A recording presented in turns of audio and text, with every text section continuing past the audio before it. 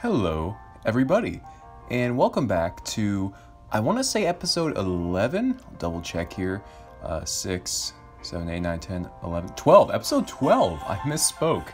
Yeah, episode 12 of Chemically Bonded here. Look at these two beautiful women, nice milkers, Naomi. Anyway, what happened last time? You may be asking.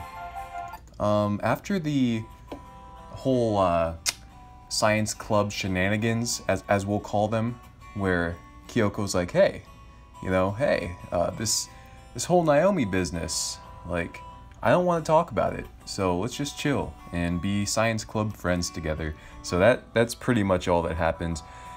And there was a guy who had very nice abs. His name was Ken, and he didn't wear a shirt, only a tracksuit that was open. So that was kind of epic, I suppose, just seeing another guy much like ourselves. And he was also very much a bro, because he basically said, Naomi talks about you all the time, and I'm going to defend you from everyone else who wants to get in your way. So that was really cool of him. Anyway, let's get right into things. Science club's over. We're gonna go meet Naomi. Throughout the cafeteria lies only the sounds of my own footsteps as I make my way towards the vending machines across the way. I'd planned on going straight to the gym, but Naomi doesn't seem like the type of girl to offer me a juice break. Her stern yet eerily warming nature has certainly changed as I reflect on it. Oh yeah, something else that happened I neglected to mention is that when we met Naomi before school, she was like super cheerful and she didn't call us names, and it was very strange, out of character, polar opposites, if you will. Okay, back to the main event. A girl who once cringed. Oh, that's so cringe. That's so cringe. Oh my gosh. A girl who once cringed at my existence now only hates me a little bit less. Maybe it's not like that, but her insults certainly make it seem so. Yet, above it all, I can't help but like spending time with her. Stepping before the drinks machine, that's a weird way to say it, I eye out a bottle of orange juice within my budget. $2.50 and a couple of 10-yen coins. That should be enough. Embraced by the glow of the lights behind the glass, I watch the arm raise mechanically towards the juice, picking it up and slowly plopping it behind the flap to the side. Before I can reach inside, the whir of the machine is interrupted by a familiar laugh as another's hand stretches out from behind me to claim my reward. Thanks for this. I was in need of a drink. Oh my gosh, dude. I need it. I freaking need it. Turning to face her, Naomi stands before me, adorned in her gym kit with a light sweat coating her forehead. I did not mean to click that. Despite my disgruntled feelings, she takes no heed in cracking open the seal of the bottle and takes a hearty swig. The tiny droplets of juice glistening in the air as she brushes her lips with one fell swoop of her hand. What? Do you really think I'm some kind of thief? Here's your money back. With a satisfactory clinking sound, 3 50-yen coins slide into the machine out of the grip of Naomi's fingers, or at least I'd have liked to imagine. You're 10 short. Ugh. Slipping in another coin, the digits on the display now read the right price. Taking another aggressive sip of what's now her juice, Naomi slams the bottle down on a nearby table and glares towards me with a pout. Are you happy now? You know, if you wanted a drink, I would have bought you one anyway if you'd asked. Another juice falls out of the machine, this time with enough of a window for me to ensure it goes to its rightful owner. I don't normally get juice anyway. Then why'd you take mine? I thought it'd be funny. If you really wanted to know, I normally get a cola. I couldn't really care, but I don't think she'd appreciate me telling her that. Are you sure that's healthy for someone who's supposed to be an athlete? No, but it's vanilla flavored. Why should I care? Vanilla flavored cola. I don't know. I don't drink pop, so I wouldn't know. If only all of life's problems were vanilla flavored. Anyway, did you make any progress with her? You mean Kyoko, right? This seems like such a dumb question to ask. Like, who else would she be talking about? Oh my gosh, she's gonna grill us. Who did you think I meant? The girl you have a crush on or something? Jeez. Naomi crosses her arms in frustration, the action making a marginal difference to how vexed she normally looks around me. It was cut short. Kyoko ran out of chemicals, so she's gone to the city to get them. And why didn't you go with her? That's a perfect opportunity to try talking to her. Because I was supposed to meet you. Unless you're saying you'd be happy to have me ditch you. Flicking her eyes aside, Naomi continues to talk with reddened cheeks as if to ignore the fact she's embarrassed. I thought you'd prefer to spend time with her. Speaking with a somber voice, more depth fills her cheeks as she continues to blush. It's hard to see her like this, especially when it's kind of cute. I can always go back. She's probably just reached the station. She ain't saying shit, boys. What? You were supposed to say you'd stay with me. I was joking. And so was I. You're disgusting. Oh my gosh, dude. We're so in there. We're so in there. But it's a good idea. Let's go. You want to follow her? Oh my. Clasping my hand tightly, traces of sweat still hang to her skin as her warmth crosses over.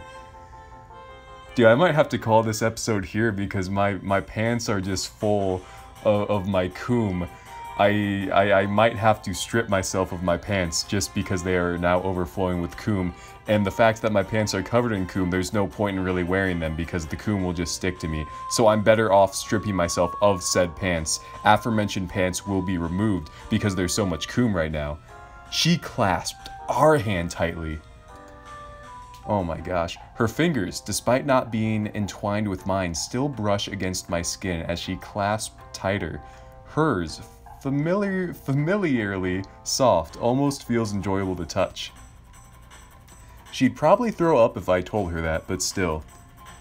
Somewhere inside me is enjoying this moment, these feelings. All of them tossed away as Naomi yanks me along with her as she walks out of the hall.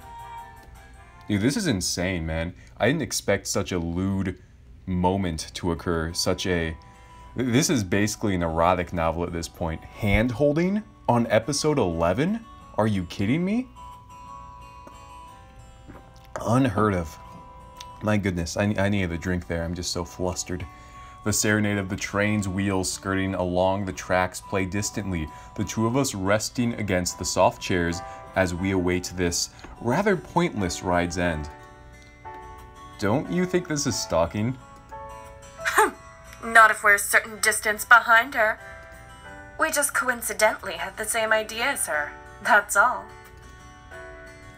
I don't think the two of us can really get away with following her into a science shop or wherever Kyoko buys her supplies. We'd only just managed to catch the train behind hers. It wouldn't really have been possible to hide ourselves running down the platform to catch up to her. I think that goes against the entire idea of stalking anyway. With the train continuing to glide across the rails, the carriage sways side to side gently with occasionally enough force to flick Naomi's hair slightly closer to me. Nice. For whatever reason, Naomi had picked a seat which unbelievably breaks my personal space. Rule number 1, personal space, stay out of it. Rule number 2, if it's Naomi, she may enter. The smell of her shampoo. Oh my gosh, tropical in nature mixes in with her prior perspiration to create an abstract fragrance beside me. I'm so flustered. So this is what a girl smells like. Dude, I'll say this much. When a girl has hair and you smell that hair, it's nice. That's all I'm saying, fellas. Like that's you know what I'm saying. You know what I'm saying? You know what I'm saying. Well, I don't plan on getting punched today. It's creepy enough just to notice it. Regardless, for her to choose such a position after our previous outings, it's a contrast to how she usually treats me. If she feels we're close enough that she can practically use me as a pillow, I don't think it's much of a problem. Coming to a stop, a screechy noise interrupts the otherwise silence as the train comes to a halt. The motion enough to jerk Naomi's body on a trajectory towards mine. Nice. A collision ensues as her side bumps into mine, almost with enough force to end up on top of me.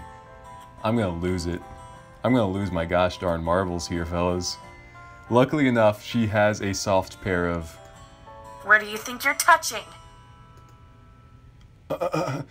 Regaining balance, Naomi stands before me as I lay slumped against my chair, still in a state of shock over what's actually just happened. How is this my fault? You fell into me. Yeah, right. I bet you enjoyed that, you fucking pervert. Oh, I didn't expect the F word to be used. I'm slightly aroused, slightly offended, but either way, let's go on. As a scattered populace looks on towards these events, Naomi ignores all their stares as she marches down towards the doors, only to turn back in anger once again. Hurry up. We're not going to find her if you just sit there. The train loops back around anyway. There's still a chance she'll get on this one coming back. Transition time. Oh, baby, she got them shorts on, boys. Oh my gosh. Graced with the expanding cityscape before us, the beams of the sun kisses against our skin as it's evident both Naomi and I are sweating. For her, it probably isn't much of a problem, but having ran here to catch up to Kyoko has drained me. Turning back towards me, forehead coated with a light glaze, Naomi bats a look of repugnancy. Damn, you really need to get to the gym. Do you really want me there? If you're gonna go, I'll just have to put up with it. Still giving me a distasteful answer, Naomi turns back and scans the space around us with a look of concern. Having disregarded blatancy, if Kyoko was anywhere around here, she would have seen us by now. So, how do you plan on finding her? Wasn't stalking her your idea? But you're the one who knew where she went. She's right. Kyoko had told me she was going to go by... We can just get some more, right? But by the time we get there, the store will be closed. It's already pretty late. Oh. I don't think we're going to find her. And why's that? She's probably gone home by now. I don't think telling her that I'd forgotten all about Kyoko deciding to head home would be a good idea, now that we've actually made the journey for nothing. We may as well give up then. For someone who's supposed to be the star of the track team, she has a surprising lack of ambition. Standing complacently, graced by a spring breeze, Naomi's hair sways idly as the bats an expression to match. As the bats an expression. Maybe as she bats an expression to match would be a proper term, perhaps? A stoic, pensive gaze into the distance as we both contemplate our reasons for being here. Kyoko. So, what do you want to do now? Hand-holding. It's surprising enough that she wants to do something with me, but I guess we have become better friends now. Rather, she seems less disgusted by the idea of someone seeing us together. Let's go to the Ooh, mystery girl. This is kind of epic. Watch where you're going, alright? Out of nowhere appears a girl before me, having been the one who'd bumped into her. The look on her face isn't a happy one, And similarly, Naomi appears a little ticked off too. I can't tell at who though. How about not walking so close to me instead, bitch? It's not the best thing to have come out of my mouth, but the words convey my feelings. The girl's short, dark hair gently brushes against her cheeks as she puffs them up in a nondescript manner. It's not anger, it's not disgust, it's an emotion I can't put my finger on. Maybe it is anger after all. Two humphs, a chain reaction. Don't mind him. He's just an idiot. You're taking her side? Why wouldn't I? Said without any trace of sarcasm, Naomi's words stabbed deep into what I thought was our growing friendship. Perhaps she does hate me after all, or I've overestimated our relationship. It's nice to finally meet someone who thinks alike. It doesn't seem like for me that there's any way of making a stand against this bombardment. I'm Naomi. Is this really the time for introductions? Looking towards her outstretched hand, all I can feel is a pang of unease as I watch this new relationship taking shape. Looking towards her quizzically, the girl takes a brief moment of pause before responding with a similar grace. Sai, it's nice to meet you. Sai? It is Naruto? Naruto? I think it's S-A-I in Naruto. Height, it's a bit creepy to ask. Birthday, you're not invited. Taylor Faye, that sounds like an adult actress, if you ask me. Sai, a girl seemingly disconnected from the world around her, lives life with the philosophy that the best reaction is a subdued one. At least she tries to. Miss Pandora's Box herself, it's hard to fathom what wonders her mind holds. Her straightforward nature hits hard and her words even harder. With so much mystery behind her, she'll throw in the confusion free of charge. Interesting. What's your dog called? Looks like I've got a one-way ticket aboard the Bully Markap Express. It's Markap. It's nice to meet you too. Now faced towards me, Sai's face casts an embarrassed expression as she stretches her arm out towards me too. Her small, yet oddly attractive hand touches the breezy air as she awaits my own actions. Feelings of warmth flow through the essence of my arms as I meet her previously cold words with warm ones of my own. It's a pleasure. Despite having a rocky start, the thoughts and feelings radiating from Sai don't seem to be intentional. After all, anyone would be rather annoyed if someone had bumped into them. Yet, with the presence of Naomi, preventing any negative thoughts from swaying her doesn't look like it'll be easy. I bet you enjoyed that, didn't you? And what if I did? Would that make you jealous? Pervert! Sai responds with a blissful giggle, a sign itself that the three of us have become oddly too acquainted in the span of a couple of minutes. It's not as if that'd stop Naomi though.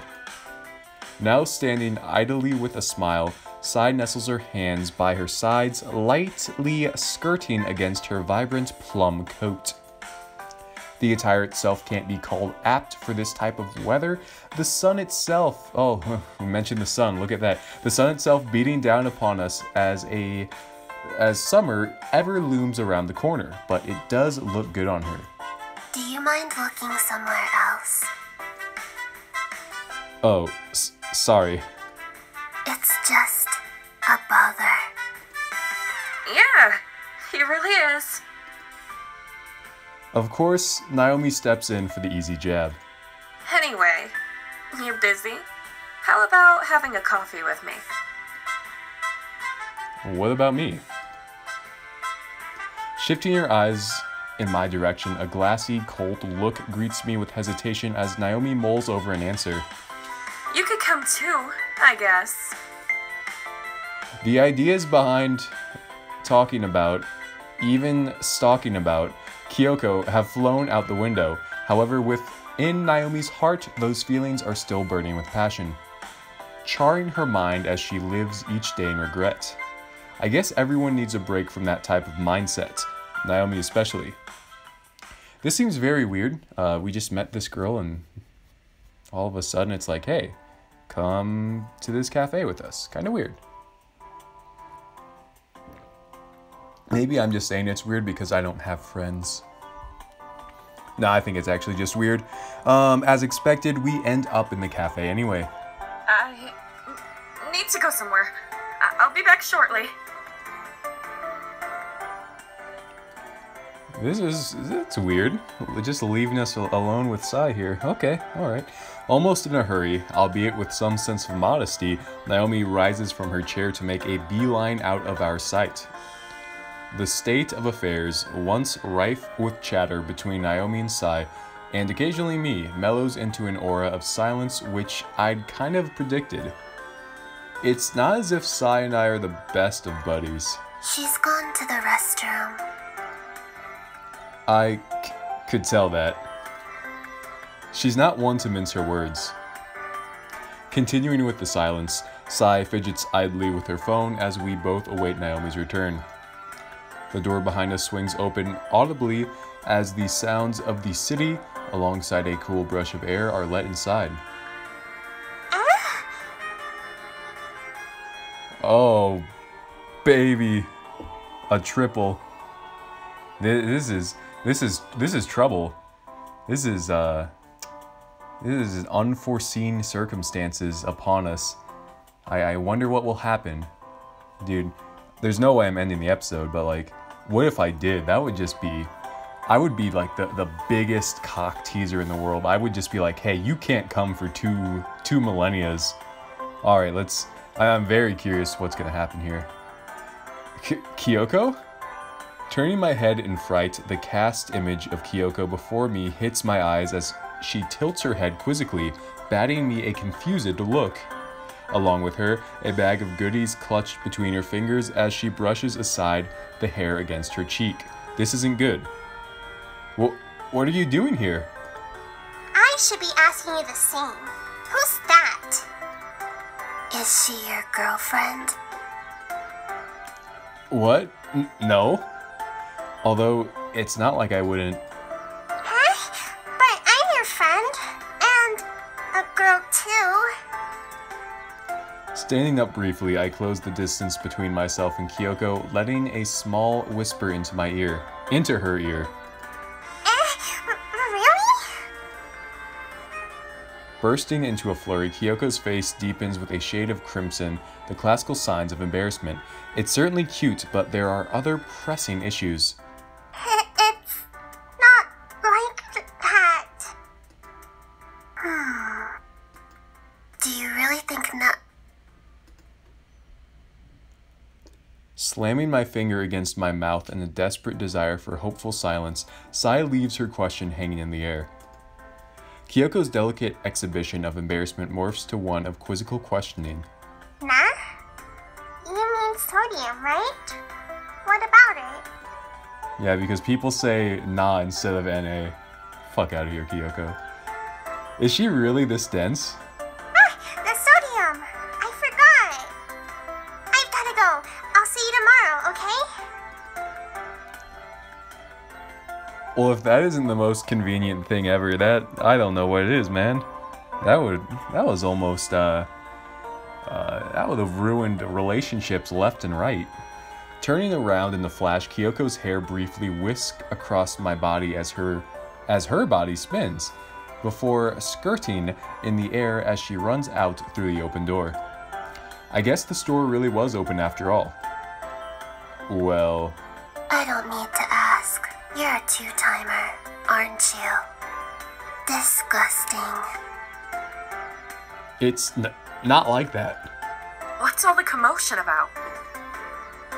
Seemingly having also joined the Appear Out of Nowhere club, Naomi stands behind me with a grin, letting off a smug aura to cover the fact she'd been in the toilet for a long...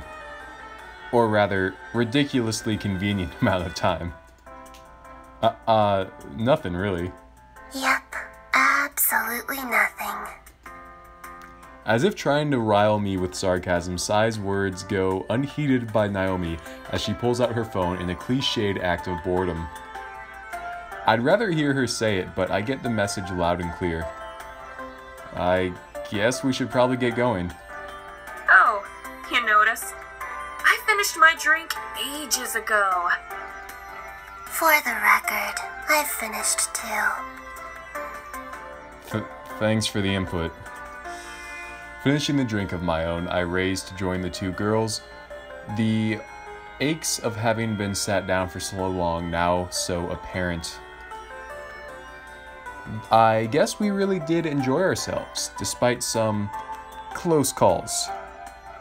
Transition time equals water time. She had to go again. She had to go again, you say? Interesting. At this point, I'm rather concerned about what Naomi must have ate. Ruminating over the day's events through the choppy silence of the carriage, the only thing that's on my mind is Kyoko and Naomi's relationship. The issue itself, floating in my thoughts constantly as these two girls have burrowed their way deep into my now routine life. The orchestra of the world continues, the sounds around me only being an occasional cough from Sai, spliced into the usual rattling of the train's wheels. Oh, hit the scroll wheel. Again? Oh no. There's no way it will be this convenient again, could it? It can't quite possibly go that well. Oh, how soon silence is quickly shattered. Kyoko? This isn't good, at all. Knowing Kyoko, she's going to want to sit with me for the rest of this trip, a practical bomb besides me, waiting to trigger upon Naomi's return. Just, what are you doing with that girl? I have a name, I think. My parents gave it to me. Go figure. Is she your girlfriend? What? No. But I'm your... No, wait. I'm not. I don't think that joke really worked. Shifting focus towards Kyoko, she still stands befuddled in confusion as she stares me down. Her deep chocolate eyes... Never heard eyes described as chocolate. Her deep chocolate eyes glistening with inquisitivity. Like, okay, so the base word is inquisitive. Inquisitivity. Okay, a look I've only really seen her make back in the club. With time continuing to dwindle on, I really need to do something to stop the worst sequence of events from happening. Oh, it's you. I'm sorry to have bothered you. I can tell now that the feelings flowing through Naomi were ones of sadness and regret. Malice wasn't even an option. Picking up my phone, all I can do is hope I can get a message to her. That should probably do it. The message I sent for anyone who's listening, like on SoundCloud or on Spotify, it says, "Stay where you are, Kyoko is here." That was the message I sent to Naomi. Back to the regularly scheduled program. Sure enough, a buzz of confirmation marks Naomi's response.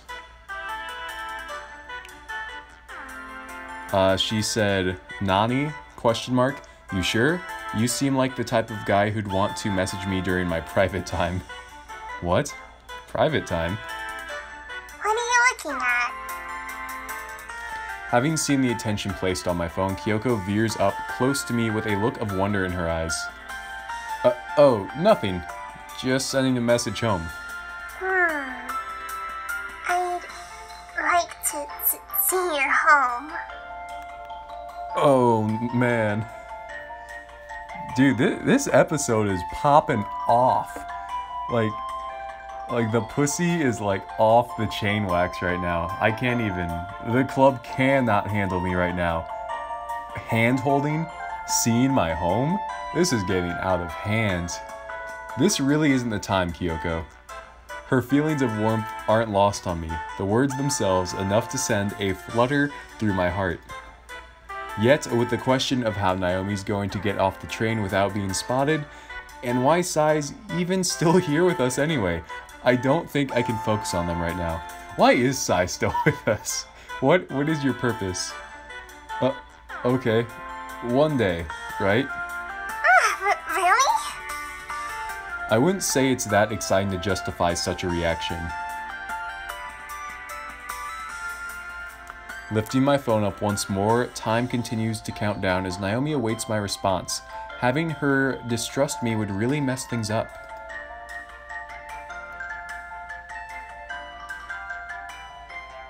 Okay. So option one is basically like, say like, oh, you're flicking the old bean. Private question mark. You're really doing that in there is option one. Option two is I'm serious. She is here. I feel like it'd be probably better to take option two, right? Cause she might come out if we do option one and be like, oh, he's just like making a joke.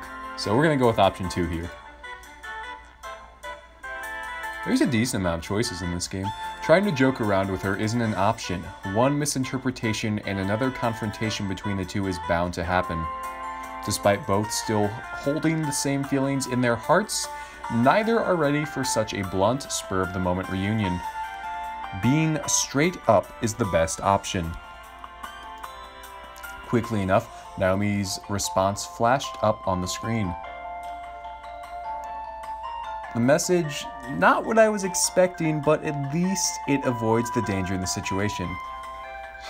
Very nonchalant, she says, all right, thanks for telling me. That's like that, what was it? The daughter texted her mom, like, hey, someone's in the house, and, like, they're gonna fucking kill me. And then she just responds with, K. This is kind of the situation I imagined. Anyway, I'd imagine Naomi would have sent something a bit more feisty, but I guess now there's no real point. We are close enough. We're friends. I wouldn't want to see it. It's probably stereotypical. Is that in response to my house? The pause in her sentence enough of a sign to say she changed that last word. I don't even know you. Why do you think you'd even go? There could be a chance.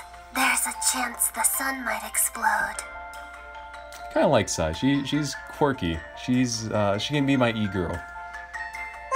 No. The sun will never explode.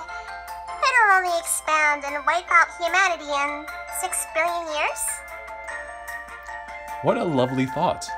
Anyway, someone gave me her number. Me? Why do you have to question it? It wasn't you. Just a friend. Having Kyoko find out now I've been in cahoots with Naomi isn't in anyone's best interest. Sai really doesn't know how to stay quiet, but I can't expect her to know the truths behind these two girls. Still, the sad look locked onto Kyoko's face, masking cuteness with woe, certainly tells me what I need to know. She still has those feelings. Friends. Resting beside me, Kyoko sits favorable. I think that's supposed to be favorably closer to me than I was expecting. Her light body plopping down on the seat, delicately, yet still enough for me to feel it. Eyes directed towards the floor, it's obvious to me that she's captivated in thought. Not the usual curious, experimentative thoughts which usually spring through her mind in the club, but ones of pensiveness and regret. The thoughts rooted in solemnness. You wanted to know about Naomi, right? Ooh, Despite being able to take a guess that the name would come out of her mouth, hearing it in her own words is still enough to send a jolt of fear through my body. Spending the day with her and having to mull over their relationship is still a guilt I have to bear, even if it's almost routine. Knowing Naomi is probably still stuck in the toilet too probably adds to that feeling. That sentence was really hard for me. I apologize. Yeah. Sai remains silent beside me, probably knowing that this isn't her conversation to be involved in. That very silence adds to the pressures I'm feeling from Kyoko. You know, I've never always been in the science club. Quick question. Maybe not a question, maybe just a statement. Kyoko seemed to have just accepted that Sai is there, and she was like, "Oh, is she your girlfriend?" And then, like, nothing came of that. I just thought that was weird and pointed that out. Anyway, on with the show. Naomi having been, I think that's supposed to be Ben. Naomi having been the one who told me, the words sound different coming from Kyoko's mouth. Her lips trembling, the emotion of gloom continues to well on her face, the tears of sadness building up in her eyes. This isn't an image I'd ask to see, but I knew I'd have to face it with her. I used to be on the athletics team. Really? Telling her now that I already knew that is probably out of the question. Well, as you can tell, I don't do that sort of thing anymore. Lifting her sunken head, Kyoko turns to face me, a clearer look of her woe-struck face. She got hella tears in her eyes, man. I feel bad. A set of usually puffy cheeks now reddened as the sparkling trails of teardrops stream down them. Her lips, still soft and glossy, being scrunched down as her teeth sink anxiously into them. I used to be friends with her. You know that, right? We used to do everything together. Continuing to build sorrow in her heart, the words of Kyoko cause my own to beat passionately as a sense of empathy builds up within. Despite knowing the truth, knowing how much Naomi cares about her, it's still hard to contemplate how big their disconnect really is. Two best friends, two teammates, torn apart by what's ultimately a misunderstanding. An idiotic one, sure, but Naomi's intentions were never hostile. There were rumors. I'm guessing you've heard. The rumors, of course I've heard, had never seemed so apparent until now. Before I knew her, the odd conversation, pieces of gossip, all of that had made it to my ears. I thought they were about the test, about her intelligence. I'd always thought they were wrong. They ruined my race. She ruined my race. They made me look like I cheated. That's why it's hard to forgive her. With her tears now flowing, all I can do is hold back the desire to comfort Kyoko. Whether it be appropriate or not, I can't really judge that given the complexity of the situation. What I do know is that stuff like this really isn't easy on my heart. The feelings within me are tearing apart as each day of this continues. Each day focusing on two girls that I'd hardly known 2 weeks ago. Kyoko lifts her eyes upwards to meet mine, the real image of her sadness now ever so clear as our minds lock onto one another. I can't see her like this anymore. Well, this seems like a choice we should make in the next episode. Ooh, I knew it. I could cock tease you somehow. That's right, Jimmy. You better like this gosh darn video though, because you don't know what's gonna happen. Go ahead, comment what you want to see happen. You get to decide. These videos aren't pre-recorded. What do you mean? These are all live streamed. By the time you comment, I'll definitely not have already played the next part of this for sure. So go ahead, comment what you want to see, or comment what you think I'm going to choose, because I'm probably already going to choose something, and I'm not sure what I'm going to choose, but comment what you think Markap would choose. Okay, go ahead, do me 4 favors, like, comment, subscribe, and as always, help me find a girlfriend, and bye-bye.